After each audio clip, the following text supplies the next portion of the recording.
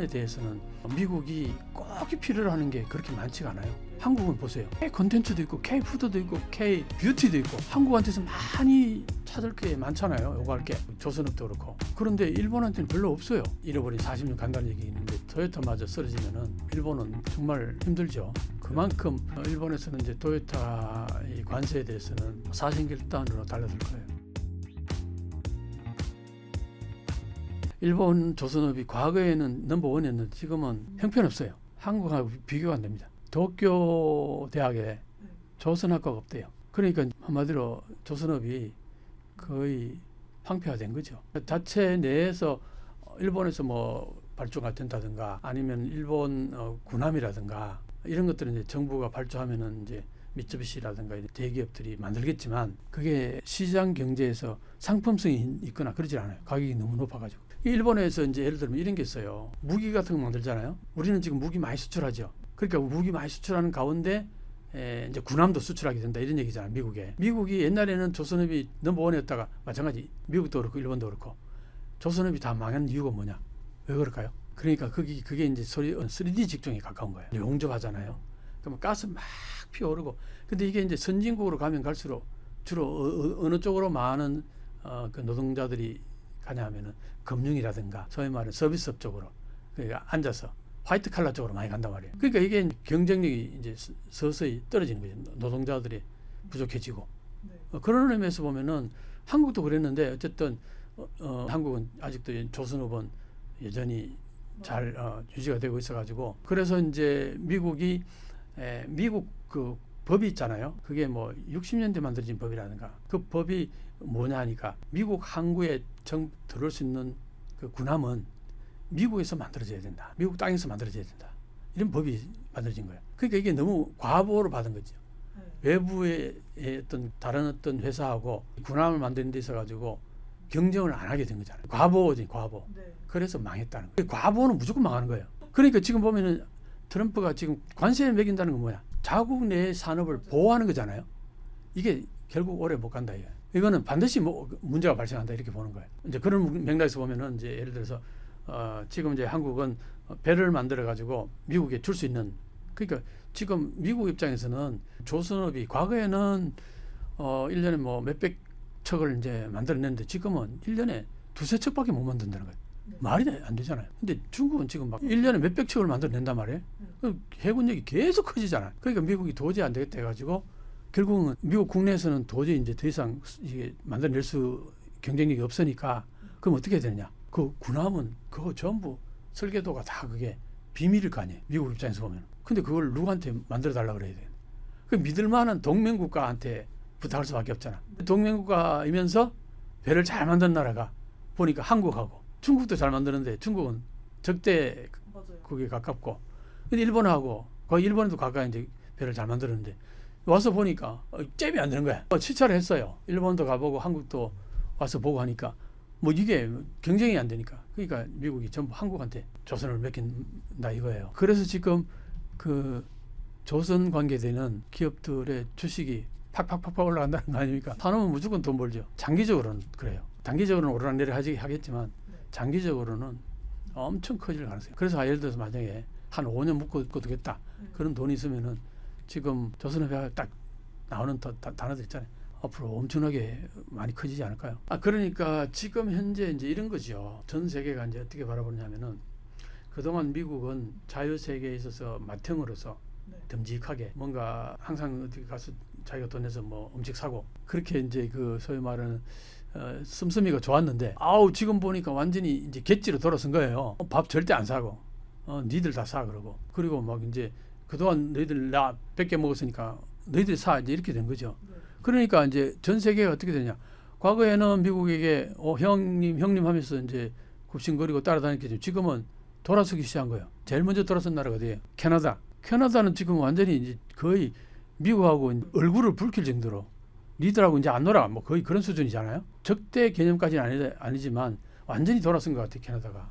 그리고 유럽이라든가 이제 한국하고 막 손잡으려고 그래요. 미국은 51주로 만들어버리겠다. 그거는 캐나다에 대해서 한마디로 모욕이죠. 트럼프가. 그런 모욕도 없는 거죠. 캐나다 입장에서는 당연히 돌죠. 꼭지 돌죠. 그러니까 유럽하고 가깝게 지내고 미국하고는 이제 가깝게 안 지내겠다. 그리고 그동안은 이제 미국이 사실은 캐나다를 지켜준 거나 마찬가지예요. 그러니까 이제 딱 갈라서 가지고 나토에 가입하겠다 이런 얘기까지 막 나오고 캐나다가 무기 같은 것도 그동안 미국 무기 사왔겠지만 이제 앞으로 한국 무기 사겠다는 식으로 얘기하고 이거 완전히 미국 입장에서는 어때요? 배신감도 있지만 먼저 때렸잖아. 먼저 펀치 날렸잖아. 그러니까 이제 뭘 말하고 싶으냐면은 전 세계 많은 국가들이 유럽도 마찬가지예요. 유럽도 러시아를 적으로 생각했는데 트럼프는 러시아를 오히려 푸틴하고 친근감을 표시하면서 유럽은 적대시하려고 그러네. 이게 말이 안 되잖아요. 유럽 입장에서는. 그러니까 이제 전 세계가 지금 미국을 바라보는 시각이 많이 바뀌기 시작하는 거예요. 근데 일본만 미국 앞에서 바짝 엎드려 맨날 푸들같이 그렇게 되면은 이제 유럽이라든가 다른 나라들 이 나라들로부터 신뢰를 잃을 수도 있다. 이런 이제 우려를 좀 하더라고요. 일본에서도. 그러니까 세계적인 어떤 흐름에 일본도 사실은 일본은 자본주의에 있어서 그동안 어떻게 보면은 두 번째 가는 둘째 버서 같은 맥락이 있었잖아요. 과거에는. 지금은 형편없지만. 그 과거에 그런 명성이 있었는데 그건 뭘 말하냐. 시장 경제에 대해서 나름대로 책임감을 가져야 된다 이거야. 미국이 저러면 니도 따라서 그러지 말고 너라도 좀 제대로 중심을 좀 잡아주라. 뭐 이런 게 있을 거 아니에요. 거기에 대한 인식이 일본에서도 이제 전문가들은 그런 얘기를 하는 거예요. 미국 무조건 따라가는 게 그게 과연 덕책이냐. 지금 시장 경제 지금 미국이 망쳐놓고 있는데 그렇게 하면 안 된다는 나름대로 메시지도 전하고 그렇게 해야 되지 않느냐. 뭐 그런 얘기도 나오긴 해요. 그게 이제 탈미까지는 아니지만 탈미가 될 수 없어요. 일본은 안보를 미국에 의존하고 있는 부분이 있기 때문에 탈미는 안 돼요. 자위대는 어차피 미군하고 공동 작전 외에는 스스로 뭔가 작전을 펼 수 있는 그런 조직이 아니다 보니까 그래서 맨날 우익들이 헌법 개정해서 이제 군대도 만들고 해서 독립된 국가로 가야 된다 그 얘기를 계속 하는 거죠. 만약에 토요타 자동차의 관세 이 문제를 제대로 해결 못하게 돼서 이게 큰 부하로 걸리게 되면 휘청하는 거죠. 그렇게 되면 바로 마이너스로 지금 그렇지 않아도 뭐 성장률이 뭐 1%, 그 0 플러스 1% 안팎인데 마이너스로 가는 거죠. 디플레이션 가는 거고 그럼 뭐 잃어버린 30년, 40년 안 그래도 잃어버린 40년 간다는 얘기 있는데 토요타마저 쓰러지면은 일본은 정말 힘들죠. 그만큼 그래서 일본에서는 이제 토요타 이 관세에 대해서는 사생결단으로 달라들 거예요. 그게요 100% 버리고 100% 선택한다는 말은 아니고 과거에는 항상 일본을 먼저 생각하고 일본 옆에 한국 이렇게 인식했다고 본다면은 지금은 이제 우선순위를 조금 바꿔서 한국을 먼저 협상 대상이나 여러 가지로 그렇게 생각한다. 뭐 그런 차원에서는 있을 수 있죠. 방금 얘기했잖아요. 조선업 같은 거 미군 군함을 만드는데 그거 엄청난 중요한 일이잖아요. 그걸 한국에 모두 다 맡기고 의존하는 거 아닙니까? 한국이 만약에 털어버리면 어떻게 돼요? 중국과의 군사력에 있어서 치명타를 입을 거라고요. 그러니까 엄청나게 중요해진 거 한국이. 그런 의미에서는 과거의 한국하고는 이제 달라지겠죠. 미국 입장에서. 그런데 일본에 대해서는 미국이 꼭 필요로 하는 게 그렇게 많지가 않아요. 한국은 보세요. K 콘텐츠도 있고 K 푸드도 있고 K 뷰티도 있고 한국한테서 많이 찾을 게 많잖아요. 요구할 게. 조선업도 그렇고. 그런데 일본한테는 별로 없어요. 토요타도 이제 그게 경쟁 상대지 미국한테 뭐 도움을 주는 거라고 볼 수는 없는 거 아니에요. 경쟁 상대지 오히려. 그러니까 그런 의미에서 보면은 미국 입장에서는 서서히 한국한테 더 웨이트가 가는 수도 있죠. 한 5, 6년 전, 10년 전 가까이 될까? 내가 워싱턴에 가서 거기 이제 싱크탱크들 많잖아요. 그 연구자들 인터뷰를 쭉 해보면은 국제 전략 문제 연구소라는 데가 이제 있는데 거기에 마이클 그린이라는 사람이 있어요. 아주 유명한 학자입니다. 일본에 대해서 아주 조예가 깊어요. 일본에서 유학도 했고 부인이 일본 사람이기도 하고 일본 말도 잘해요. 근데 이 사람하고 인터뷰를 한 1시간 가까이 했는데 일본 말을 했어요. 일본 말은 내가 좀 더 잘하거든. 인터뷰하면서 내가 약간 우위에 있어서 인터뷰를 했어요. 엄청 재밌게. 그 사람도 이제 오랜만에 일본어 쓰니까 되게 신났나 봐. 그리고 되게 기분 좋게 막 토론을 했는데 그때 그런 얘기를 내가 느꼈어요. 10년 전인데 벌써. 이 사람들이 과거에는 그 일본을 최고로 생각했던 사람들이에요. 그 일본의 이익을 제일 잘 챙겨주는 사람이 마이클 그린이라고 보면 돼. 근데 이 사람이 한국에 대해서 엄청나게 관심이 많고 한국을 생각하는 게 많이 다르더라고요. 내가 느낀 거하고. 어떤 얘기까지 하니까 왜 일본이 요즘 와서 그 독도 문제에 대해서 옛날에는 저렇게까지 안 나오는데 요즘 맨날 독도 지 땅이라 그러는데 왜 저러냐. 일본이 한국에 대해서 열등감을 느꼈어요. 그 얘기를 10년 전에 들었어요. 내가 깜짝 놀랐어요. 그 마이클 그린이. 내가 깜짝 놀랐어요. 그러면서 또 하나는 뭐냐. 과거에는 미국에서나 일본에서나 오피니언 리더들이 한국이 통일되는 걸 그렇게 썩 달가워하지 않았다는 거예요. 특히 일본은 그랬을 거 아니에요. 당연하죠.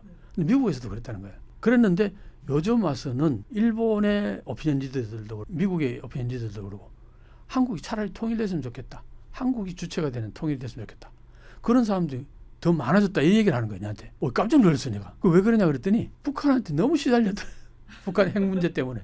지겨워 죽겠다는 거예요. 쟤들 때문에. 그래서 한국이 주체가 돼서 통일이 되면은 한국은 그렇게까지 우리를 괴롭히지 않을 거 아니야 이거지. 그런 의미에서 차라리 한국이 주체가 돼서 통일이 되면은 지금 북한하고 저렇게 시달리는 것보다 훨씬 낫지 않겠냐. 그런 생각이 일본의 오피니언 리더들도 미국의 오피니언 리더들도 그런 생각을 하는 사람들이 많아지기 시작했다. 그 얘기를 하는 거예요. 10년 전에. 내가 그래서 깜짝 놀랐어요. 그리고 그때요. 한국에서 내가 왔다는데 내가 인터뷰 요청하잖아요. 거의 100% 오케이. 그 소위 말해서 국무성 그 관료도 그렇고 국무성이면 우리 그 외교부에 해당되는 거잖아요. 거기에 한국 과장 인터뷰 요청했더니 바로 오케이요. 한국 과장하고 일본 과장하고 바로 이웃에 있더라고. 그래 그만큼 미국에서 보면은 한국과 일본은 거의 비슷하고 같은 가장 가까운 동맹 국가로 보는 거예요. 우리가 생각하는 거하고 많이 달라요. 그 둘이 사이좋게 지내서 너무 좋겠는데 서로 이렇게 사이가 안 좋고 싸우는 것 같으니까 미국에서는 그게 제일 이제 하나의 마음이 쓰인다 이거죠. 그래서 한미일 공조를 가장 강조했던 이번 윤석열 대통령 같은 경우는 미국에서는 엄청 좋아했겠죠. 일본에서도 좋아하고. 그렇지만 그게 우리 국익에 과연 도움이 되느냐 했을 때 아닐 경우에는 우리는 우리 국익을 먼저 생각해야 되는 거죠. 그게 당연하지 않겠어요? 그런 맥락이 있는 겁니다. 그래서 트럼프가 이제 관세 정책을 펴는데 이게 처음에 트럼프 대통령이 생각했던 대로 흘러가지가 않고 있어요. 지금 여러 가지로. 당연하겠죠. 중국이 강력하게 반발하고 있죠. 캐나다 강력하게 반발하고 있죠. 그 다음에 유럽도 만만치 않아요. 그 다음에 지금 5개 국가들이 앞으로 어떻게 할지 이제 제일 만만한 국가들로 먼저 이제 선정했는 거잖아요. 이게 잘 되면은 물꼬가 좀 트일 텐데 그런데 이것도 지금 내가 볼 때는 그렇게 트럼프가 생각하면 그렇게 쉽게 흘러가지는 않을 거예요. 어차피 모든 그 정치가들은 자기 국내 여론을 생각하지 않을 수 없기 때문에 국익을 먼저 생각하게 되죠. 그래서 이제 그런 의미에서 만만치 않을 거다. 그러다 보면 어떻게 되느냐 하면은 지금 미국의 국채가 형편없이 지금 막 그 가치가 하락하고 있어요. 빨리 이게 뭔가 조정되고 해가지고 뭔가 세팅이 되고 해가지고 가시권에서 성과가 나오지 않으면은 미국 달러에 대한 그 신뢰도가 푹푹 떨어져서 자산이 막 빠져나간다. 지금 상당히 지금 어려운 상황이 떨어진 거라고 볼 수 있어요. 트럼프 입장에서는 지금은 뭐 100일 됐는데 성과 막 스스로 부풀리고 하는데 지금 뭐 지지도가 얼마예요? 30% 이하로 막 떨어지잖아요. 30%. 그러니까 이게 지금 어떻게 흘러갈지 진짜 알 수가 없어요. 상당히 어떤 큰 변수가 올 수도 있다. 물론 이제 여러 가지로 우리 탄핵도 어려웠잖아요. 미국 탄핵은 더 어렵다 그래요. 제도적으로. 그래서 탄핵은 쉽지 않겠지만 지지도가 어쨌든 엄청나게 실질적인 탄핵이 될 수 있는 거예요. 법률적으로 탄핵이 안 되더라도. 왜냐하면 중간 또 선거가 있잖아요. 네. 예를 들어서 뭐 국회의원들이 전부 뭐 지금 민주당 쪽으로 다 가버린다. 그렇게 되면 이제 큰일 나는 거죠. 지금 관세 문제가 트럼프가 생각하는 대로 흘러가지 않을 가능성이 상당히 농후하다. 그래서 제일 먼저 나간 일본은 내가 볼 때 별로 그렇게 잘한 선택 같지가 않아요. 좀 더 어떻게 흐름을 지켜보면서 시간을 좀 여유를 갖는 게 낫지 않겠나. 그런 의미에서 한국은 최대한 그 핑계를 대면서 지금 현재 대통령 유고니까 새로운 대통령이 곧 선출되니까 그때 합의를 봤으면 좋겠다. 이런 생각을 합니다.